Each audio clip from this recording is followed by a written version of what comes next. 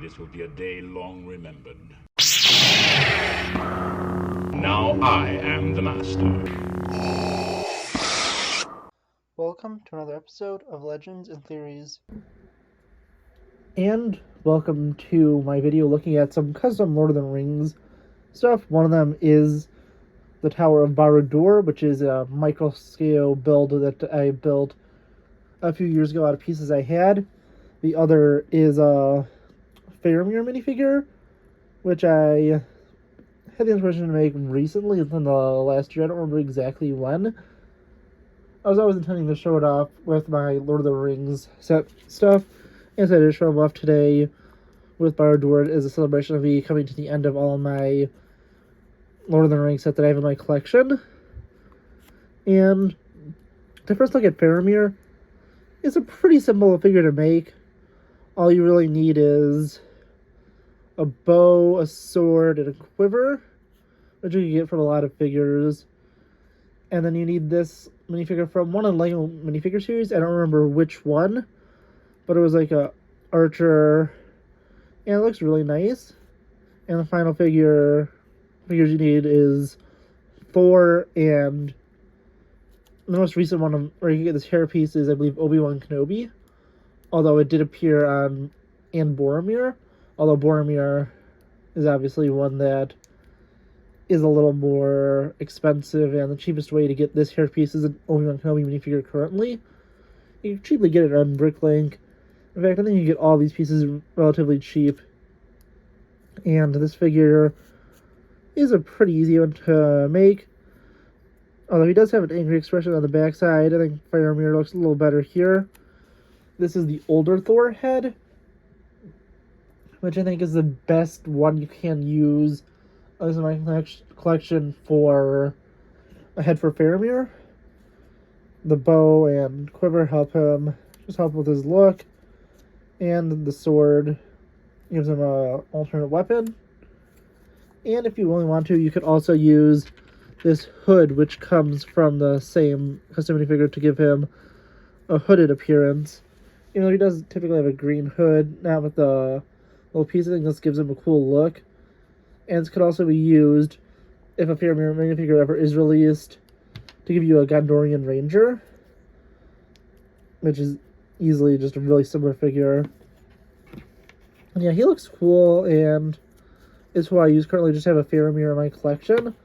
Although I think there are custom Faramir minifigures you could buy, but I'm not sure if I will get one, at least yet. And the second one we have is Barad-dûr. This is one I think I showed up before in like the Legends and Theories Advent calendar I did 2 years ago. Although I want to show it off a little more clearly now. And this set is a custom set and looks relatively simple. It has lavas and mortar all around it. I did add some of these sloped pieces after I built my Mount Doom creation recently, but with it, it's pretty simple. It's not fully meant to look at exactly like it did in the films. It doesn't have the more meaty base with the different buildings, but it's supposed to be a simple enough one just to make out the silt house. And I did have another one of the Eye of Sauron pieces from my original Wizard Battle set, which is one of those many parts that survived. I did buy the set for pretty cheap, so I was able to keep this on here. And this build looks really nice, really simple, and the only piece that's kind of out of color is this piece here, which I'm using to attach the little pillars that go around it. They have Sauron's eye, kind of look like it's floating there, although it's obvious that I just have it attached to actually I have it attached really well. I'm not going to take it off, so I'm taking it apart to, I think it's like called a jumper plate on there, but yeah, honestly, this is one of my favorite personal creations. I think it looks really nice and simple, and goes well as just a little background to with my Lord of the Rings stuff. obviously there's rumors that there's a Barad-dûr set that'll be coming out next year, and I'll still keep this because it's a little mini build that I really enjoyed making. But this is just a personal favorite creation of mine. Really easy to make, and I have one of these little bases here. It's just made out of parts of my collection, and the only piece you need to specifically to make it is the Eye of Sauron piece, which I think actually doesn't go for too much. I think it might go for $1 or $2 on Bricklink, since it came in such a cheap set. Yeah, honestly, it's a really nice build, and something you could easily make with your own pieces. It does not need to be exactly the same. I have these identical builds built up, and I'm just glad I had enough pieces to make it. Obviously not exactly, because I have over here a different build to build up the outside, because I didn't have these black tiles. And it looks really nice not having many studs exposed for this, at least in my opinion. And yeah, honestly, really cool. If you're gonna make either of these, you can take a look at this video.